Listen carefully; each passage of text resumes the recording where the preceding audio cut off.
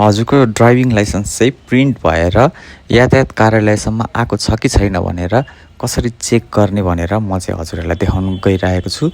सबैभन्दा सुरुमा त एउटा ब्राउजर खोल्ने, ब्राउजर खोलिसके पछाडि ट्रान्सपोर्ट म्यानेजमेन्ट अफिस अनि हजुरको कुन ठाउँको म्यानेजमेन्ट अफिस हो, जस्तै राधे राधे भने राधे राधे हाल्ने, ठुलो भर्याङ हो भने ठुलो भर्याङ हाल्ने। मैले चाहिँ ठुलो भर्याङ भनेर हालेँ अनि त्यस पछाडि त्यहाँ सर्च गर्दाखेरि यहाँ देखाउँछ क्या वेबसाइटको, त्यहाँ ठुलो भर्याङ नै भनेर देखाउँछ जे होस्। अनि त्यसमा क्लिक गर्ने।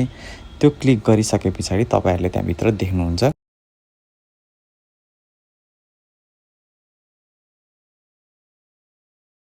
यसरी त्यहाँ देखिन्छ प्रिन्ट भएको लाइसेन्स चेक गर्नुहोस् भनेर आउँछ। तपाईँले अब यहाँ चाहिँ आफ्नो ड्राइभिङ लाइसेन्स नम्बर हालिसकेर चेक कार्ड गर्ने। त्यो चेक कार्ड गरे पछाडि तपाईँको चाहिँ यो ड्राइभिङ लाइसेन्स प्रिन्ट भएर त्यो यातायात कार्यालयसम्म आएको छ कि छैन भनेर देखाउँछ क्या। जस्तै म यहाँ एउटा हालेर देखाउँछु, यो चाहिँ प्रिन्ट भएर आएको छैन भनेर लेखेको छ, हेर्नुहोस् त। हजुरको जस्तै राधे राधेको अफिसबाट हजुरले रिन्यू नत्र लाइसेन्स लिनुभएको छ भने अनि यसरी नै राधे राधेको वेबसाइटमा जाने। अब राधे राधेको वेबसाइटमा गइसके पछाडि यहाँ पनि त्यसरी नै प्रिन्ट चेक गर्ने।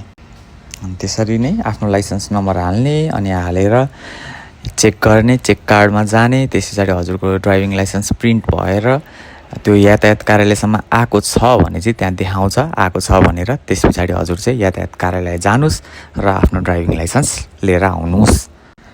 हाम्रो च्यानललाई सब्सक्राइब गर्नु चाहिँ नबिर्सिनु होला है।